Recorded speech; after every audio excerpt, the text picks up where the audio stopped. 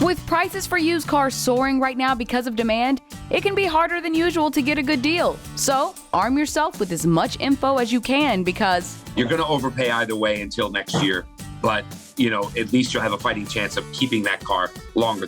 Shahe Koulloukian, owner of Mazvo Auto Care in Phoenix, Arizona, has some buying tips so you don't get taken for a ride. His first one is, understand the car's future resale value. If you're buying it high because of the demand, you're overpaying. Average used car prices are up around 25% since last year. But you got to understand that once you buy it, you're not buying it for 5 days or 10 days. Most people hold on to a used car for about 2 to 3 years. In that time frame, you got to say to yourself, if I decide to sell it and something happens in 2-3 years, well, that whole high market is all over with. The car you bought for $12,000 could now only be worth $3,000 to $4,000. And don't forget, you've added more miles and more age on top of when you overpay.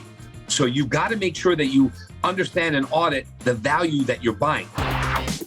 Next, know your total used car budget. If you said, I only have $10,000 and that's all I can spend, and you find a $10,000 car, if you're buying it from a business, you have to pay tax, title, license, registration. That can range anywhere from $1,800 to $3,000 depending on your state. Okay, you understand that and you're ready to buy.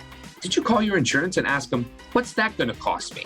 You might be surprised at the cost difference. And you find out like, oh my gosh, another $150. So you mean I'm going to spend almost $200 on full coverage on this because I have to, because I'm financing it and the bank won't allow it unless I have full coverage? This can help you deal with high-pressure sales moments so you don't overextend yourself and buy a car that's not right for you. No one's rushing you. There's a ton of cars out there. You're in control. And trust me, every dealership wants to make a sale. You'll find the right one. Just don't rush it. Finally, if you're buying from a private seller, get a professional buyer's inspection. What the buyer's inspection does is, first they test drive it to see they do what you would have done. They take it on the freeway.